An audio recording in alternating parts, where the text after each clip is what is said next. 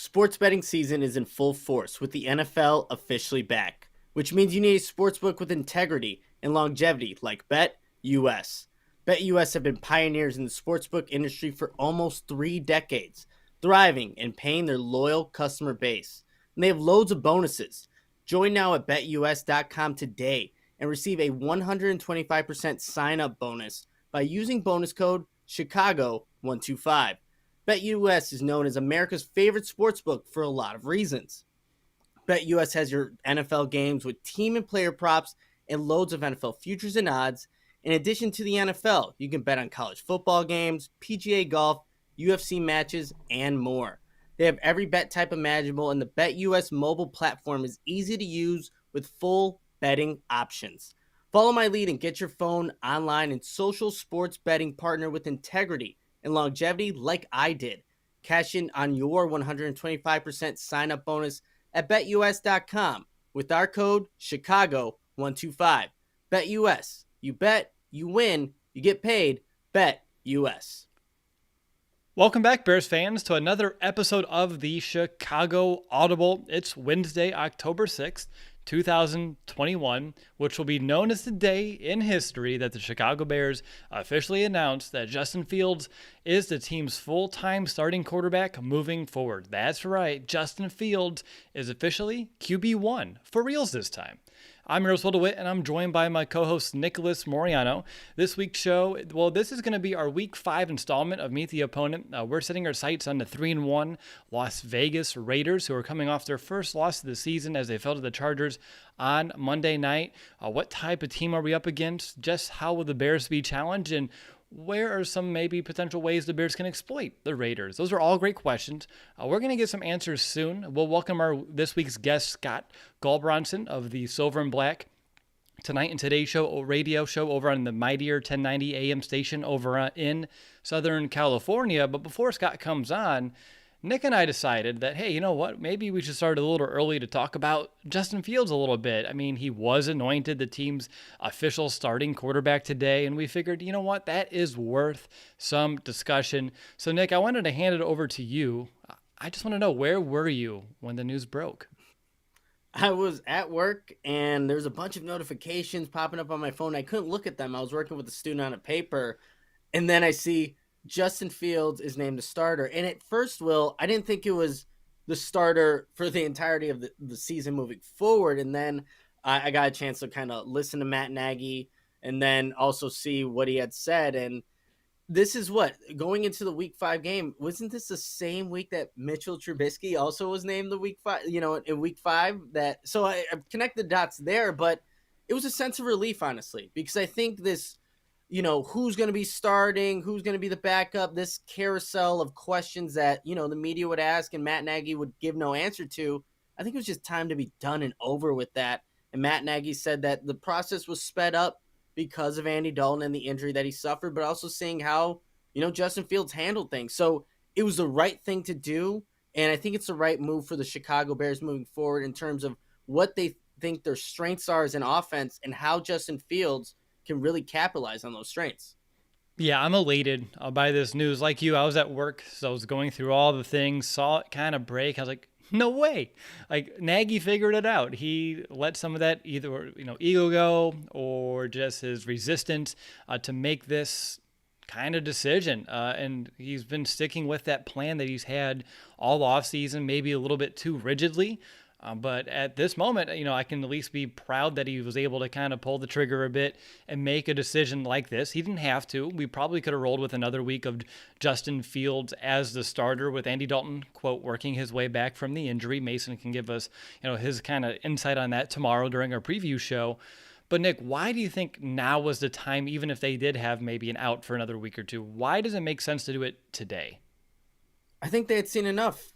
Just with Justin Fields, and I know it was against the Detroit Lions, but seeing how he's able to, what Matt Nagy kind of talked about in his press conference is how he came back from that Cleveland game, how he handled it, and what he was capable of doing, and what he ultimately did against the Detroit Lions last Sunday, getting that win. And I think really just adding in those explosive plays to the offense, because he really did a good job of just operating the offense and playing within the game plan and listening to what Bill Lazor called for him and Justin Fields executed, but it was just time, Will. I think they had seen enough. Matt Nagy was saying what they saw in preseason, what they saw in training camp, what they saw obviously through the three first games, and then the Detroit game was enough for them to feel comfortable that Justin was progressing further than they anticipated. So it was just the right time to finally make the move. That was going to be inevitable. At some point, it was going to happen, but it was just the right time, Will. I'm glad it was. I'm excited we didn't have to wait this thing out because I know preseason when the schedule came out, we're looking when do we expect Justin Fields, and early optimistic thoughts were maybe that Lions game, maybe towards the bye week, if not later. And I'm excited that we're here. It's real, it's tangible, and we can show up to game days knowing, hey, Justin Fields is the full-time starter of the Chicago Bears. We get to watch him work through some of these rookie growing pains. I wonder, too, if Trey Lance now, with his situation in San Francisco changing, does allow the Bears to feel like, you know what, out of the 5 quarterbacks taken in the first round, why does Justin need to be the one not playing if everyone else is? And we think he can be the guy here. I saw a super chat come in from DJ. So thank you so much for supporting our show with the super chat. And he asked a really good question, wanting to know if we believe Laser is going to call, more plays for the rest of the year for Justin Fields. And I feel like, at least based off of what Nagy said here today, kind of reiterating what I thought I saw on the sidelines come the game on Sunday with him being more engaged with all 3 phases of this team. I thought I saw him being much more involved when the defense is on the field in particular than I have in games past. I don't feel like they're going to revert back to Nagy calling plays. It's not good for a rookie quarterback to have his play caller changed multiple times. I think once is enough. And what we saw, again, I know we were going up against the Lions defenses was pretty poor against the pass. I liked what Laser is able to do schematically, and I want to see how these two can grow together. So as I can sit here entering week 5, Nick, I feel like this is Laser's opportunity the rest of the way. Do you feel the same way? I do. I think Bill Lazor just has a better feel for how to call plays, but you highlighted on a very important point. It allows Matt Nagy to not have to be so invested in, calling the plays on Sundays and not being aware of everything else that's going on and what it takes to really be a good head coach in the league. So with Bill Lazor up top, honestly, I just like the all 22 kind of view as well, just being able to see the entire field. And what Justin Fields also talked about, it's like he has this calmness in his voice too when he kind of relays the plays, and it's different from when you're up there in the booth among your other people that you work with, and then when you're on the sidelines and you have all these emotions and everything there. So I think Bill Lazor should be the one to continue calling plays because thus far he knows how to actually do it and do it effectively and scheme up things and kind of work off of, hey, we ran play action here, let's take a deep shot and let's keep the running game involved in this. And that's going to be key when David Montgomery comes back, that this Bears team can still commit to the run game and be able to just, again, utilize all the options that they have. So Bill Lazor should definitely be the one calling plays moving forward. Do you think they just watch film, remember the fact that Justin had those 5 explosive plays, 4 passes that went for 25 or more yards, finished the week as the NFL's biggest passer in terms of intended and completed air yards, and are like, yeah, we're going to need this in our offense. They keep bringing all the speed at receiver. You have the quarterback to unleash the speed in Justin Fields. It makes so much sense to kind of keep him out there. What kind of impact do you expect us to have on the locker room, Nick? I feel like if I was a player of the Chicago Bears and if I saw what I saw out of Justin Fields in practice in that game and knew, well, we may be having to go back to Andy Dalton here soon, I feel like that would not bode well for me internally. But knowing that Justin's now the guy, it's another way to build excitement, I think, around this ball club internally too. Whether it be, Justin's first start, although that didn't work out as expected, but now the next step of saying, oh, this is our guy. And I also believe that in order for the Bears to make a move like this, Justin must have already had this locker room won over completely, which is no surprise based off everything we know of Justin, the work ethic that he has. Heck, he didn't even go out to dinner with his parents to celebrate last night and said he wanted to watch film with his dog Uno. Testament to Justin's work ethic, his class act in terms of how he prepares for himself and just the aspirations that he has too. But what kind of impact do you think this could have with the other 52 guys on this team?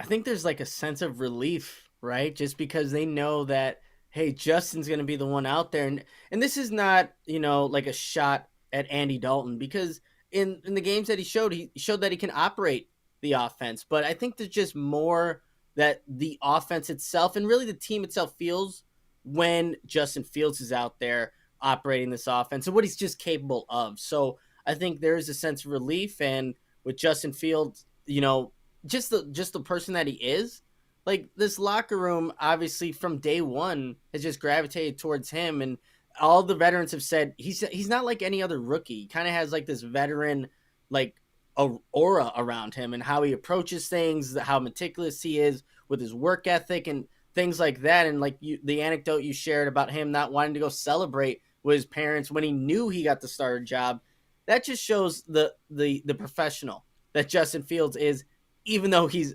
obviously a rookie. But I think this locker room is happy for him. It shows what hard work can do in terms of what you can achieve, and even as a rookie. So I think there is a sense of relief, but ultimately that locker room's feeling like, hey, Justin Fields gives us probably the best chance to win. We want him out there. Yeah, I'm so excited about this, and I'm sure tomorrow with Mason, we're going to have this conversation yet again. It's the biggest news that we've had in such a time here in Chicago, but I do see that our guest this week, Scott, has joined the green room. So, Nick, let's go ahead and bring him on so we can pick his brain on all things Raiders. Scott, how's it going, man? Good, guys. How you doing tonight? You having fun in here? Good news for the Bears. Will they finally find their quarterback? That's the question. So I think we've found it. The question I didn't get to ask Nick before you popped on is, can we develop the franchise guy? That's the biggest question right now here surrounding the Chicago Bears. But Scott, how are you doing here this evening? I'm glad that we're able to work this out to bring you on, because I'm really just looking forward to your insight on this Raiders team, a team that I know they're coming off a loss here on Monday night, but they've had a very strong start to their season still, and I'm excited to learn just what kind of team we have in store here. Yeah, no, happy to come on. I appreciate you guys having me. And again, it's a little bit like going home, because I'm a Chicago native, actually, Chicagoland native. So there you go. But my dad, when he brought me up, he had all those years of being a Bear fan, and I think it got to him. So he did not bring me up a Bears fan. We moved away when I was a kid. So I grew up in other places, so I didn't do that. But he was always in the back of his mind, I know, a Bears fan, even though he moved on to other teams. But he always checked the Bears score. So it was always thick in the house with Bears, and I had to hear the fight song all the time when I was a kid. So Bears are familiar with me. Well, there you go. When you re-listen to the podcast, when we publish it, we have their fight song, a version of it in our intro and outro, so you can have some childhood nostalgia for yourself once we get to it. But, Nick and I, we are excited to have you on. We respect your time, so if you would like, we can jump right in just to the handful of questions we have for you. Let's do it. Awesome. So the Raiders, they enter this week 3-1, as I said, but man, does it feel like, Scott, they've been making things hard on themselves. 2 of their wins came after going down 14-0. We saw this Bears team have some good comebacks last season too. Started that year 3-0, but that ended up being kind of a fallacy. The team had a poor second half of the season, limped to an 8-8 finish. So after a month of just watching this Raiders team start 3-1, heavily relying on these comebacks after slow starts, where's your headspace around them? Is the energy positive? I just kind of want a quick, I'm going to call it a vibe check here to kind of start things off. No, it's a great place to start. And I'll tell you, on our radio show, we've talked about it from the beginning, myself and my co-host, Momoten. We talked about it from the offseason, and Raider fans got a little upset with us, saying, why are you being negative? And we kept telling them, we're not being negative, but going into the season, I picked them as a 9-8 team, right? So I said, look, they're going to be one game better, which fans would not be happy with after the Raiders have gone from 7-9 to 8-8, and then to finish at 9-8 with the extended season this year wasn't something they wanted to hear. But the main reason I thought that is what you saw actually in the Charger loss, which was the offensive line. They completely switched out their offensive line with the exception of Colton Miller, who's been great since he came in as a rookie from UCLA at the left tackle. They switched everybody out. Rodney Hudson traded away. Trent Brown, who was really only a Raiders offensive lineman in name only because he never played, and he's doing the same thing in New England again this year, he was gone. But then you had Gabe Jackson as well. So you had a line that had been together for quite a while. They were starting to deteriorate a little bit, so I can understand the Raiders saying, okay, we need to get younger there. But then they went out. They got an inexperienced center in Andre James. They gave him a nice new contract, which none of us could understand. And so it's no wonder that they're struggling. Alex Leatherwood on the right tackle spot, a kid out of Alabama in this draft, right?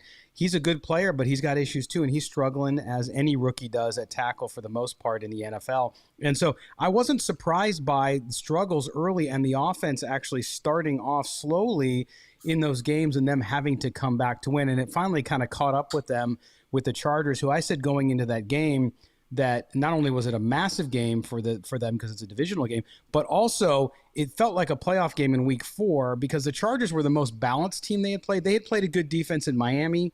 Of course, like you said, it had to go to overtime to beat them. Of course, Baltimore as well. So they had played some good defenses, but overall, when you look at offense, defense, the Chargers were the most well-balanced team. So this was the first big test, and the offense came out. That offensive line was just awful. They couldn't run the ball. They couldn't protect Derek Carr. Derek Carr has done well even under duress during the earlier part of the season, the first 3 games, and got away with it. But this time they just couldn't get away with it, as I think Los Angeles had a little bit more athletic folks up front. But the Chargers defense is terrible against the run. The Raiders could not establish a run. Josh Jacobs still hurt. Kenyon Drake, a guy they're giving $13 million to, he didn't even get any carries. He got 4 receptions, and so it's kind of a question mark on why they're not using him there as well. So they've been banged up, and really injuries catch up with them. But I don't think overall Raider Nation is that concerned. They look at the rest of the schedule and say, okay, every game in the NFL is tough, but they got through that first 4-game gauntlet at 3-1. I really thought they could go 1-3. And so I think at 3-1, a lot of people are happy, cautiously optimistic. I think this game against the Bears on Sunday in Vegas is going to be huge because how do they bounce back? That's what the NFL is about. It's about resiliency. It's about coming back from the loss. So I think there's cautious optimism, a little concern with injuries and that offensive line. You know, Scott, I'm real curious your thoughts on the Joey Bosa quote on Derek Carr as well. How was that received in your neck of the woods? Well, I'll tell you what, the reporters asked the question today at the press conference about it. I don't look at it as any big deal. And I always I'm a contrarian in this way, is that when you ask somebody that question and the answer is, hey, it's no big deal, and then they go on and talk about it for 3 minutes, it might be something that's in that psyche. Now, it also could be bulletin board fodder for the next time because they're divisional rivals. They're going to play again later in the season. So from that standpoint, I think it'd probably be good for the Raiders because they can stew on it a little bit.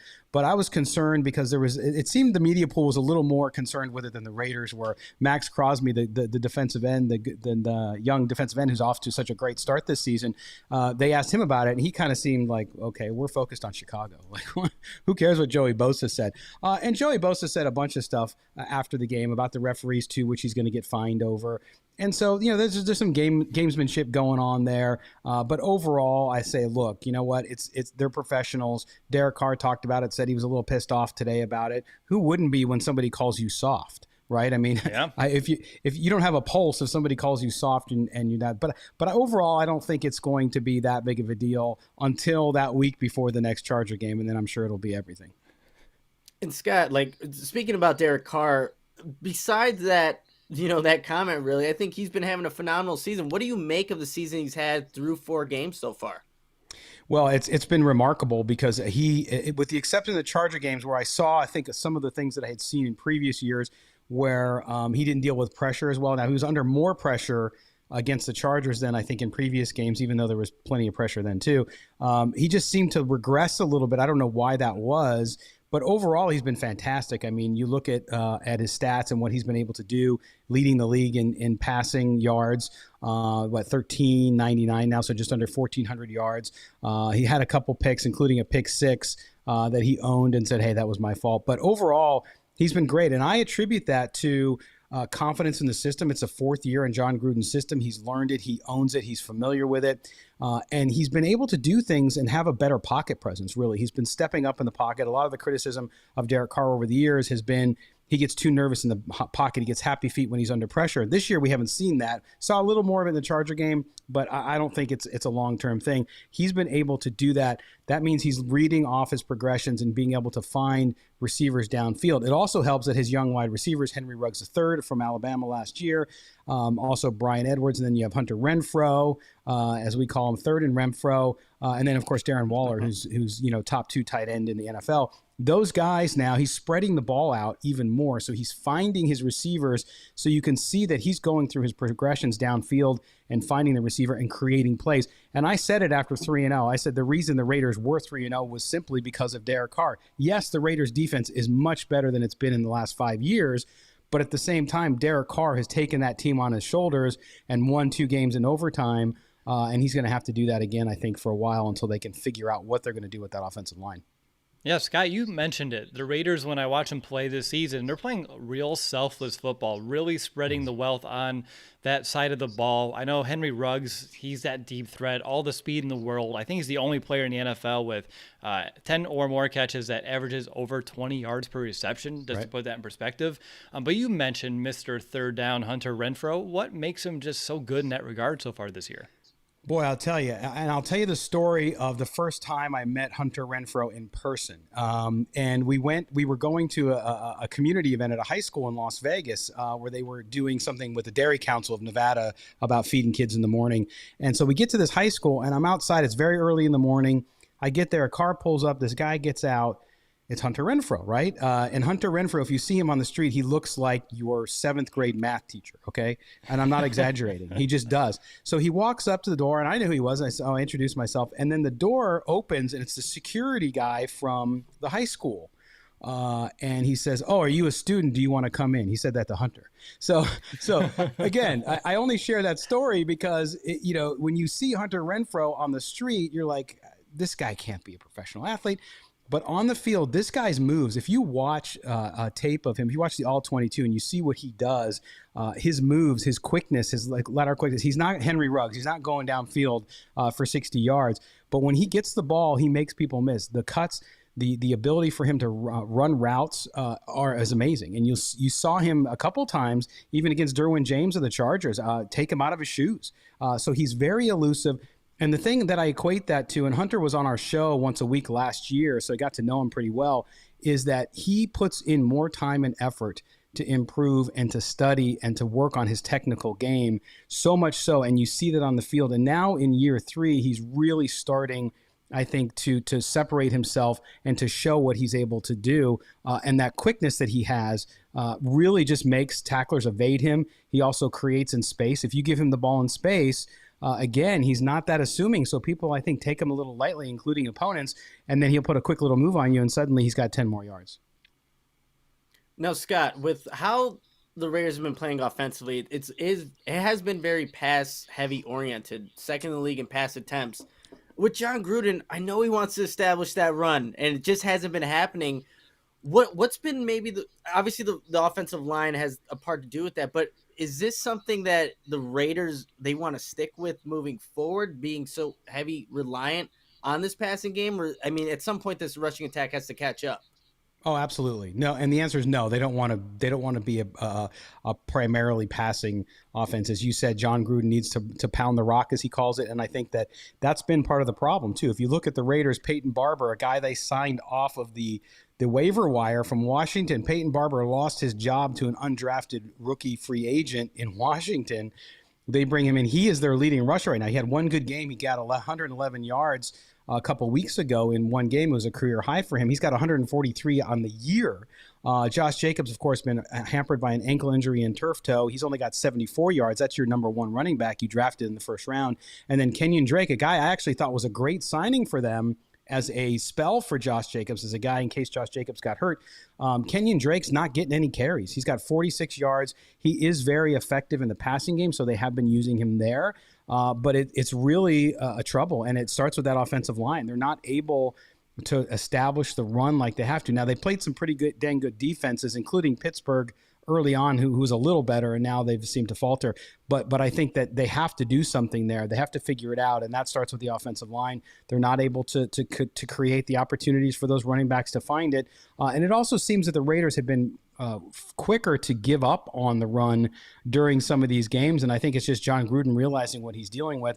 And in the first 3 games, they were very effective of not having a running game, but then switching to that short passing game because, like I said, Drake, very good there. You have Hunter Renfrow. You even line up Henry Ruggs. They put him out on a bubble screen. They do all sorts of short patterns with him as well, and that worked very well for them through 3 weeks. So I think you might see that some more until they can figure out what happens. So I anticipate they'll try to establish the run with the Bears, but the Bears have a good defensive front there.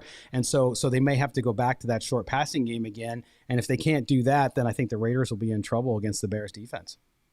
Now, you mentioned the offensive line, and your reviews were not so positive so far. One of our listeners, his name's Peter S., he was just wondering how that pass protection in particular was looking. He was asking also for friends like Khalil Mack, Robert Quinn, Travis Gibson, Roquan Smith. Any of those matchups in particular worry you the most?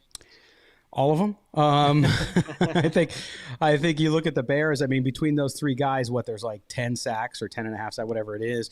So they're off to a good start. I think people outside Chicago have been focusing on the Bears and the struggles on offense and at the situation with the quarterback, and not realizing that the defense has done pretty good in spots, and especially up front with those guys getting pressure. So I think that's going to be a problem. I think on the right side against Alex Leatherwood, that rookie, the Bears are going to target him, I'm sure. And of course, you got the whole Khalil Mack undercurrent story. Even though he's been gone a couple years, the Raider thing, it's always a big deal. And so I think that plays into it. But yeah, that Raider, the offensive front has got to do better. And so we'll see what they do up front if they switch guys around a little bit and try to mix it up and find somebody. But they've been decimated by injury. Richie Incognito still not back, hasn't played now in almost a year. And then you have Denzel Good went down with a knee injury, right? And then you have all these guys plug and play, but they're not playing as well as they need to. So that I've been telling Raider fans this week, that's a lot of Raider fans are a little more confident that the Raiders will beat the Bears.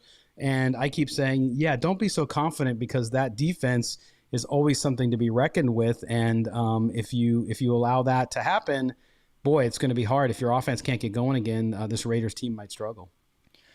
On top of that, too, I was wondering, do you think it's an advantage that you played the Chargers before you played us? Just because we have our defensive coordinator, Sean Desai, as well as Brandon Staley. They both kind of fall from that Vic Fangio tree, cut from the same cloth.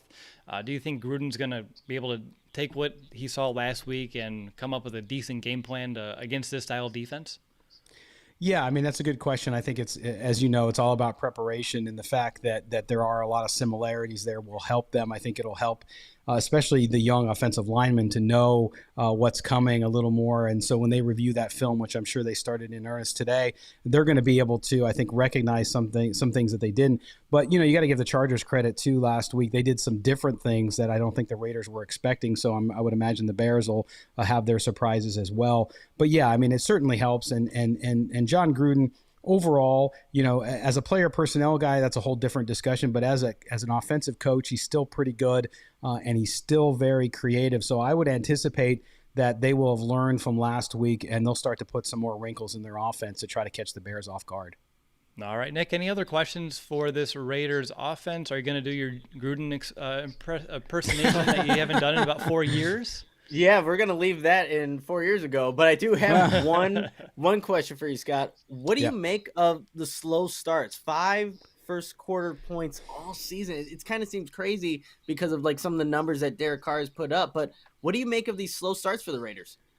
It's really a stumper, because I'll tell you, the one thing that John Gruden, since he returned to the Raiders 4 years ago, and even going back to that year, and then, of course, the year where they only won 4 games, a couple in 2019, was that he came out with a scripted offense, right? And they would come out and they would run that offense, and it would do really well. The problem for the Raiders over the last 3 years has been just, for lack of a better expression, crapping the bed in the second half, right? They've done well in the first half, and then they would come out third quarter, fourth quarter, they were amongst the worst in the NFL in scoring in the second half for 2 straight years.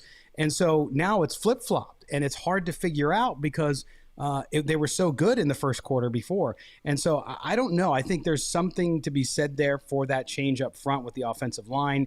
I think there's something to be said for the fact that they're trying to move the ball around. Derek Carr is playing differently, but at the same time, I think it all comes back to the running game. They're just not able to establish that run. If you remember, I just tweeted out today, because 2 years ago today, I was in London covering the game against the Bears. And if you remember that, Josh Jacobs got hurt, but they established the run very quickly against the Bears, and it worked really well.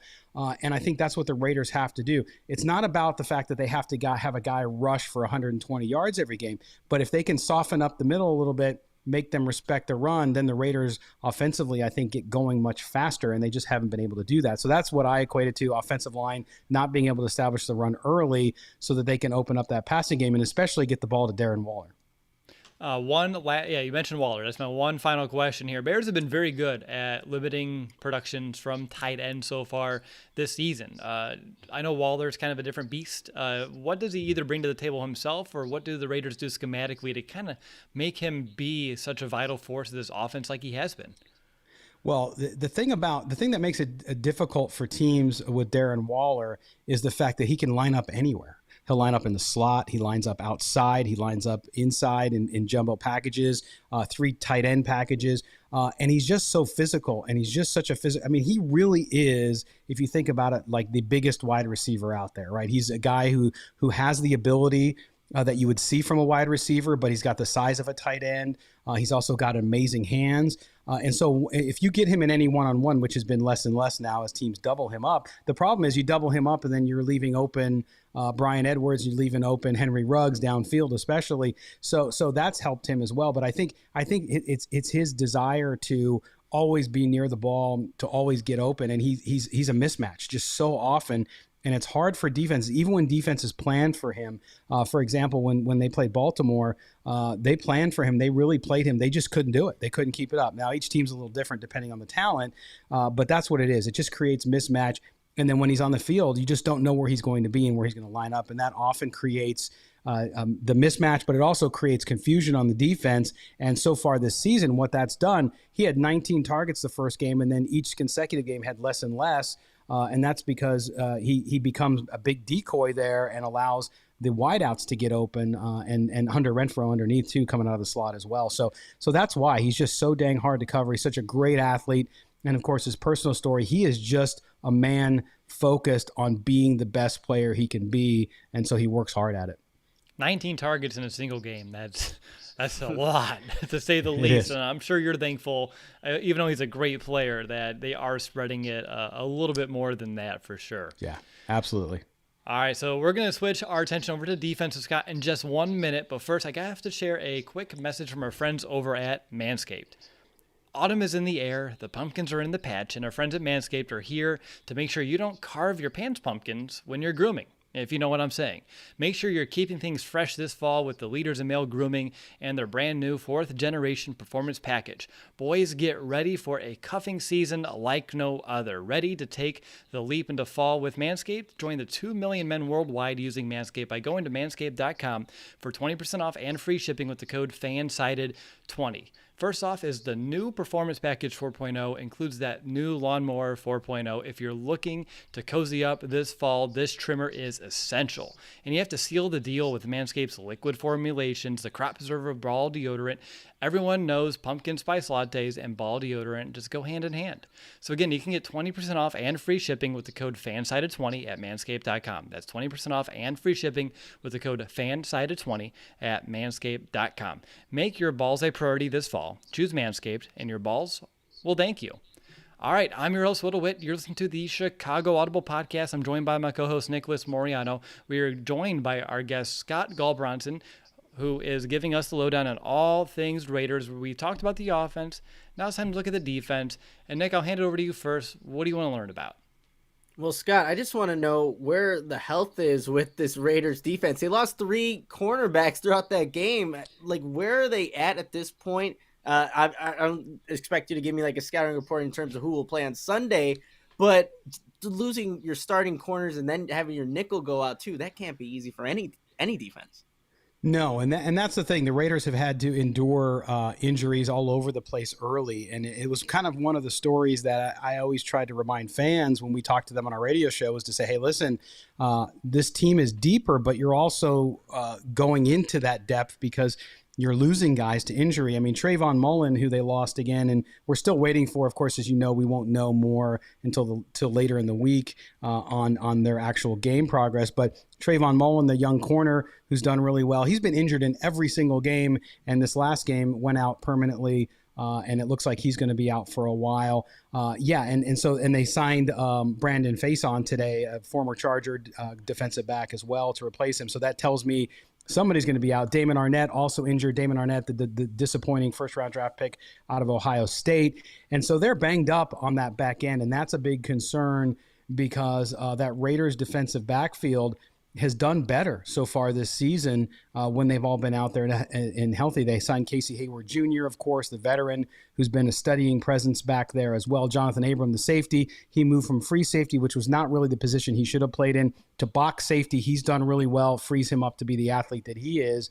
And so that back end is a big question mark going into this game for the Bears. And so Justin Fields in his first start as the official bona fide starter, right? He's gonna probably have to test that pretty quickly. Amik Robertson is a kid they drafted out of Southern Louisiana a couple years ago. He has done really well. He's a small guy, though. He's 5'8", and he's going to have to play outside. He did against the Chargers, and he held his own, actually. But there's going to be big question marks on that, putting even more pressure, I think, on that Raiders front end, on the defensive front and the linebacking core to really control the Bears and try to contain them so that they can take some pressure off that banged-up secondary.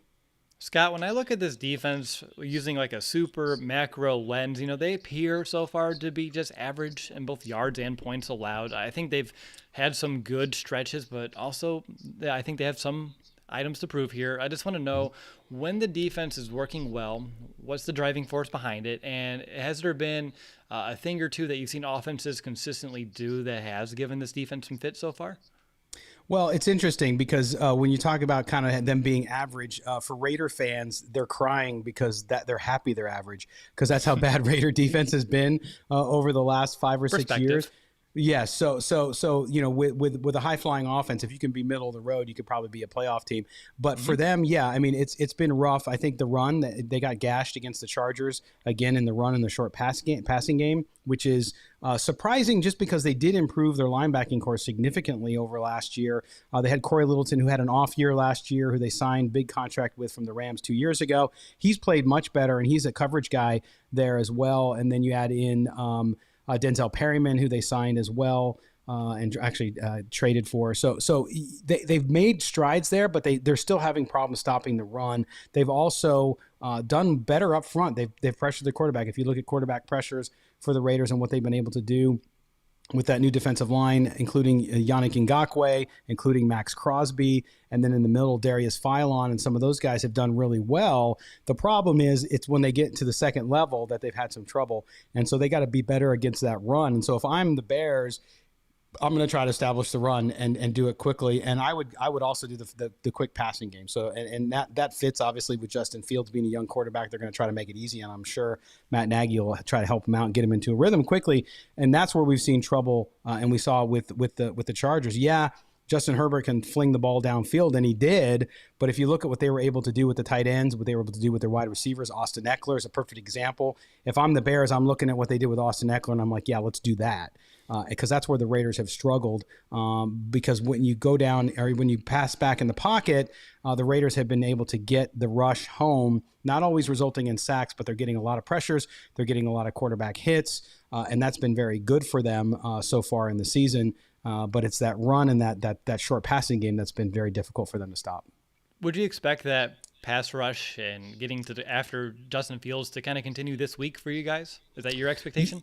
It is my expectation, and that's the thing. I think the biggest difference for the Raiders this year, in addition to adding some of that veteran talent, was the switch in defensive coordinators with Gus Bradley coming on board.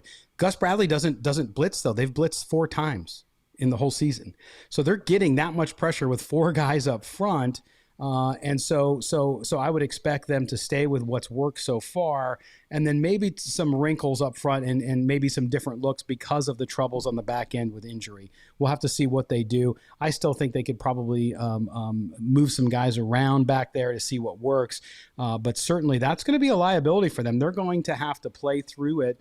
And they're going to have to really rely on getting to Justin Fields and bringing him down, because if they give him too much time and get those receivers open, I think the Raiders are going to have trouble on the back end. Scott, I feel like in that Chargers game, it was a tale of 2 halves for the defense. After that, giving up that opening touchdown drive, they forced 4 consecutive stops, and in the second half only gave up 7 points. I guess when you see the 28 points and what the Chargers were able to do offensively, and then you see what the Raiders defense limited them to in the second half, how do you assess what the defense did on Monday night? Well, I think what the defense did is they were on the field too long, right? And so because the offense, I mean, remember the Raiders offense in the first quarter had 0 yards. They had no yards in the first quarter. In the first half, I think it was 54 yards. They were not able to get a first down. It took for them forever. And so when you leave the defense on the field, they're a very well-conditioned team. As you can see from playing 2 overtime games, they didn't seem tired in either one of those overtime games. But I just think the way that the game unfolded, that Raiders defense being a middle of the road defense, like you said, it's not a top 10 defense. It's not a bottom 10 defense. It's somewhere in the middle. So it's going to bend, but not break at times. And so I think when you get in a game with a team like the Chargers, who have a great young quarterback like that, and a lot of tools like Mike Williams on the outside, you're going to have to score with them. And so the Raiders aren't at the point yet where they have a defense that's going to hold somebody to 14 points a game. It's just not going to happen. So if that's the case, you got to score. So if your offense doesn't click, then you're in trouble. I don't care how well the defense plays. And I think the defense is playing as well as it can. And then, of course, against the Chargers, they had the rash of injuries too, which hurt them in the secondary, especially because they got burned several times there. But I think that's the key to this team. The key to this team is play defense, middle of the road, do what you do, but you're going to give up 3 touchdowns on average, so you're going to have to score more than that. So for defense, we're looking at a pretty good pass rush, a little bit lax against the run, and some real big health concerns in the back end. Is there anything else that we should know about this side of the ball entering this week, whether it be big picture or maybe player specific?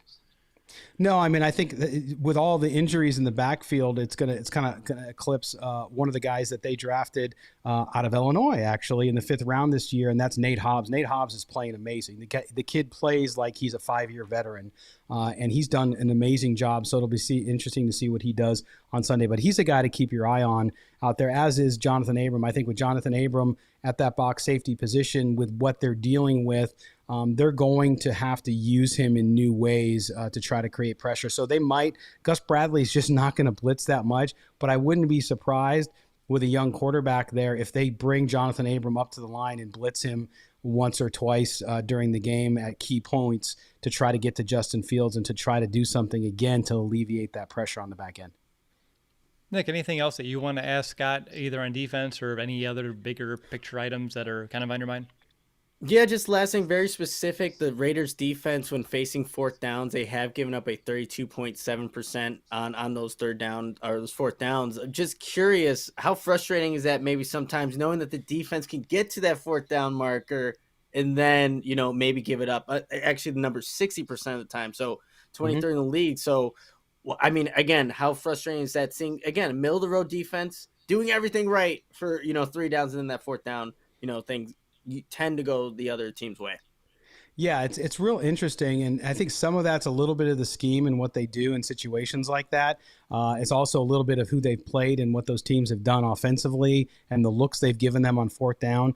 But yeah, it's a concern, and it goes back to the run too. If you look at, I forgot the percentage of those 4th downs that were converted on a run. I think most of them were, and so they've had trouble against the run. It's been something that hasn't been talked about a lot, but this week, after what we saw with the Chargers specifically, it's starting to come up more. So I think that's it. In short yardage situations, the Raiders are not good on defense, and they're not good on offense either, by the way. They're still struggling there as well when it comes to converting on 3rds and 4ths. So overall for this team, whatever that mojo they need to start to stick it to defenders, or to their opponents on defense, they're going to have to do it. But I do think that they're getting better, and we'll see how it goes.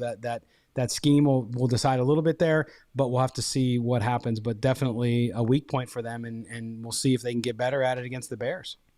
All right, Scott. So I just have 2 more questions for you. The last one, super general. Is there anything else that we should know about this team? No, I mean, this team is much different than Raiders team. The last 2 Raiders teams have been I think, bookmarked by the fact that they had late season fades. So they're not going to be able to prove that's not going to happen until you get to week 12 or 14. Really, if this team's going to make a push at an AFC playoff spot as a wild card, in my view, clearly. But I think this team is different. The feel you have with this, the mentality, the coaching staff, the culture, the mood around it is much, much different. And so that's why I think a lot of people are nervous going into this Bears game, but then a lot of people who are closer to the team feel like, no, there's no guaranteed wins or losses. But at the same time, I expect this team to bounce back. I think they've matured a lot, even though they have young players. And I think that they are in a much different space and have a lot to prove. And unfortunately, they didn't prove it against the Chargers. But I think that they are, from a mental standpoint and a preparation standpoint, in a much different place. So it'll be interesting to see how they bounce back from that Chargers loss against. And Scott, why will the Raiders bounce back and end up going 4-1? Boy, good question. It's a home game, number one. So I think that'll help. The crowd at the new Allegiant Stadium, Raider Nation, travels well. And I say travels well because even though Las Vegas has quickly become a Raiders town since the move, you get a lot of people from the Bay Area and a lot of people from Los Angeles who come up for those games. So the environment, if you watch the game against Miami in overtime, it makes a difference. So I think for them to get home in front of that crowd will be good. But also I think that offense is not as bad as they looked early on in that Charger game. So if the Raiders can come out and play 4 quarters, which I would expect them to do this time, because that's going to be the focus this week, is to get off to a better start and do that. To me, that gives me hope that they will come out and put themselves in a position to win the game. I think it'll still be a close game, and whichever way it goes. But I think the Raiders will position themselves well. They've started to establish now, I think, a home field advantage, which they didn't have last year with nobody in the stands. They were 2-6 at home last year.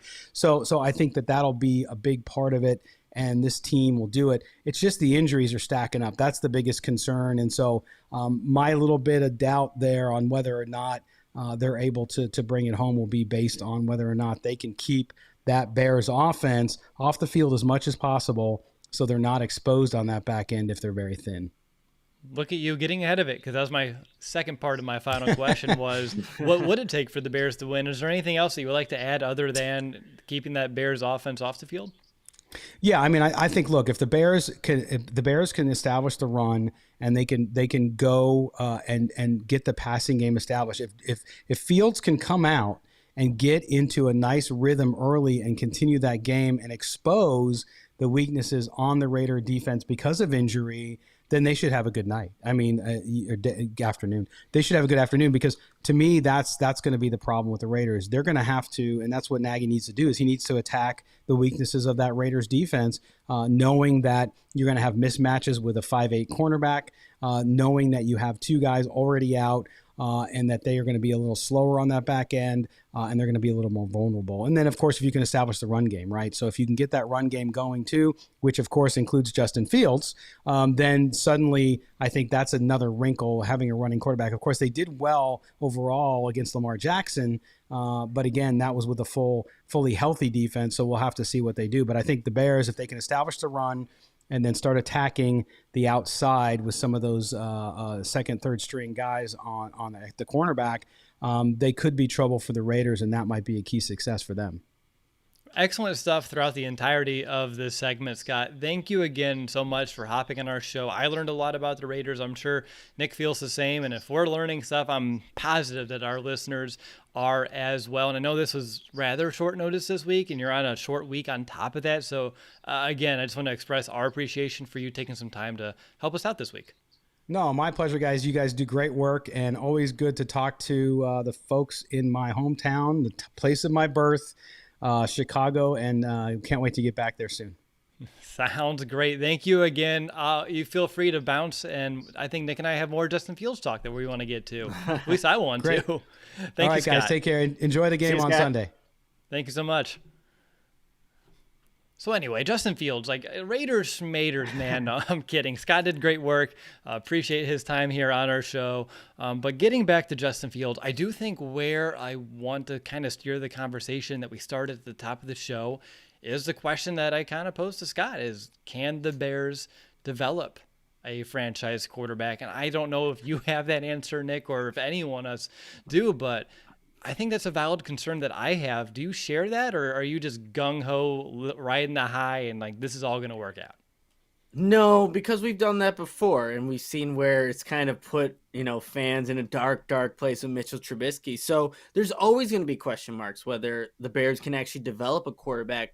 But it helps to have a quarterback that has all the talent in the world, that has all the physicalness that you need to be able to play this position with the arm talent, but also the mental capacity as well. So if you have those two things going for you, I think it does make your job a little easier in terms of developing a quarterback.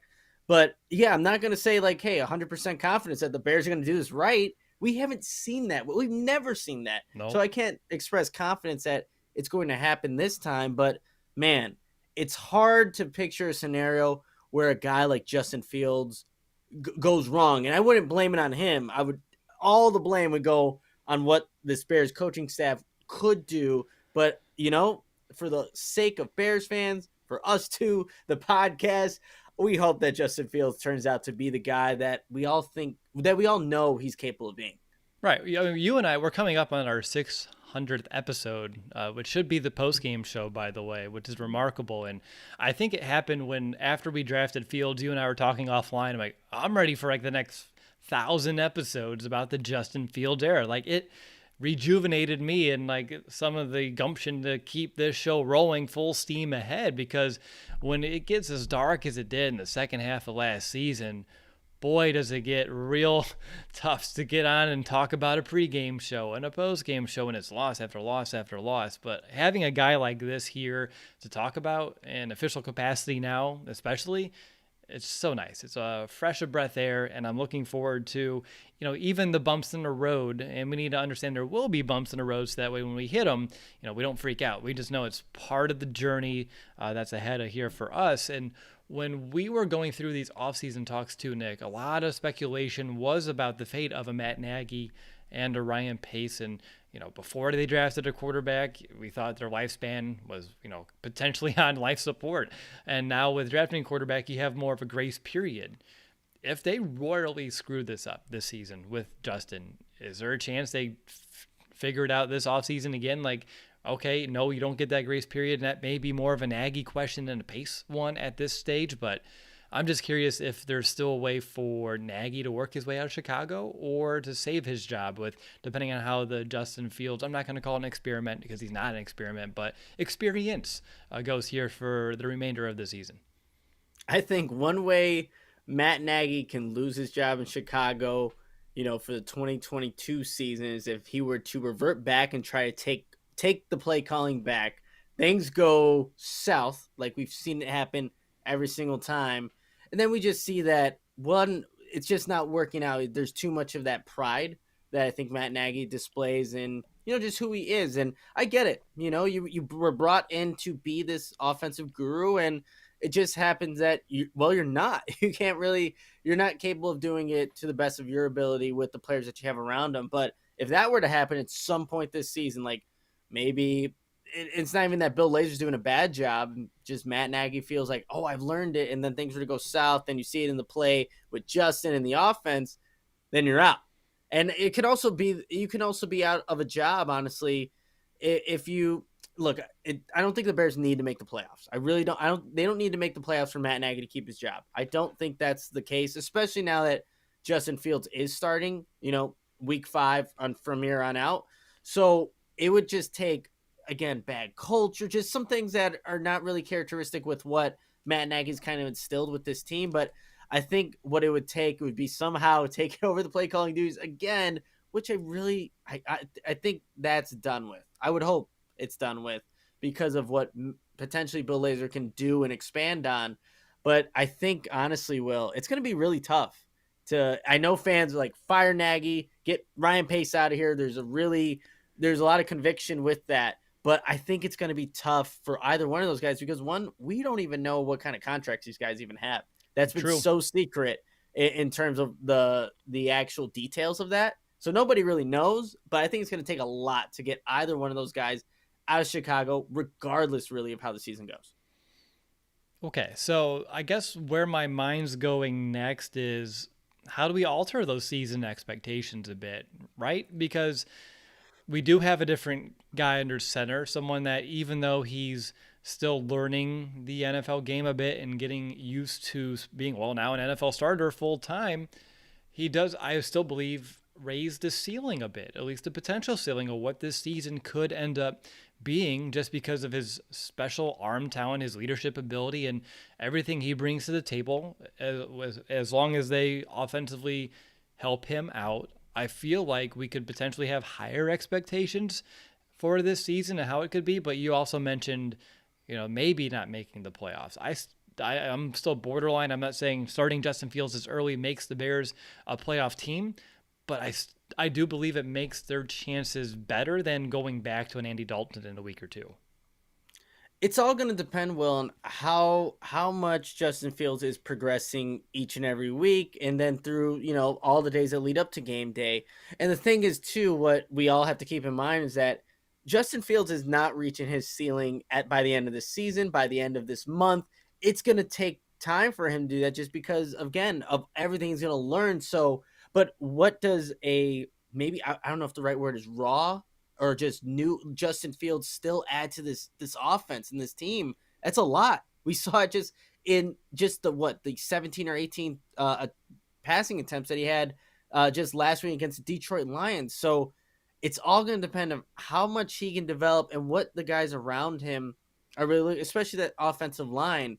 But for me, yes, I would love to see the Bears go to the playoffs and actually get in there on their own terms, unlike last season. Yeah. So they're getting in there, and maybe it's like a last season spurt, to win a couple of games to, somehow get their way in there. But it's hard to gauge right now. Is this, again, we need to see more of Justin Fields and not against the Detroit Lions to see and assess where this team actually is and how much progress they're making on a week-to-week basis to actually see, well, where's this team going to end up? Because right now, that question, I think you ask one Bears fan one thing, you can ask them another thing. You ask a Justin Fields fan, they're going to the Super Bowl, and then the realists are like, they should have kept Andy Dalton. Who knows? But I think it's all over the place at this point. It really is, and you didn't even mention that huge strength of schedule that the Bears are going to be battling throughout the remainder of this year too. It's not an easy task. At least as of right now, I'm pretty confident that Justin Fields makes this Bears offense better. And I just trying to figure out what that means for this year as we kind of work through things over here. Is there anything else that you wanted to at least discuss with me about Justin Fields becoming the starting quarterback? It's odd because he already has started 2 weeks in a row, but it's still a momentous day when the Bears, at least coaching staff, has made the decision to roll with the rookie the rest of the way. I think there are two things. One, Mason actually expressed this on the postgame show, seeing when Justin Fields actually makes that first official passing touchdown happen, which could be, on Sunday. But the other things, I want to see how this offense now that Justin Fields is the starting quarterback and they're game planning with his abilities and strengths in mind, where his rushing ability factors into these game plans now. Because we haven't seen a lot of just quarterback designed runs, but he's definitely capable of it. And Matt Nagy was asked about, Justin Fields and that strength that he does have. And I think it was Jason Leisure of the Sun-Times was asking him, well, are you going to try to make him something different? But Matt Nagy said, no, you have to use that ability. So now, because he's still involved with making that game plan, he made sure that everybody knew that, because that's, again, who Matt Nagy is. But how now that attribute of his game, when are we going to see it really sprinkled in there? On quarterback design runs. We saw it on that third down. What was it? 3rd down and 4 off the right edge against the Detroit Lions, where he beats the safety on the angle and gets 9 yards on the first down. But now let's see those quarterback design runs to where you're utilizing a strength that not a lot of quarterbacks in this league have. And that also just will expand the offense. I do believe throughout time, Laser and Fields growing together between offensive coordinator and quarterback and tailoring to those strengths and figuring it out on a week-to-week basis, taking your opponent in mind, it's going to be a learning curve. I think we got really good results against the Lions, although we know that was not a good defense. We need to see what it looks like against a better defense, which we will hear this week. Again, as Scott mentioned, not a top 10 defense, but they're not a bottom feeder unit as well. They're somewhere in the middle. But with some of those injuries this week, maybe that keeps that door, cracked a little bit where we can take advantage and have similar results that we saw last week with some of those explosive plays. But we do want to see him get that touchdown. I'm someone where I think Justin feels the same way. Like I'm sure he wants to get that off his back.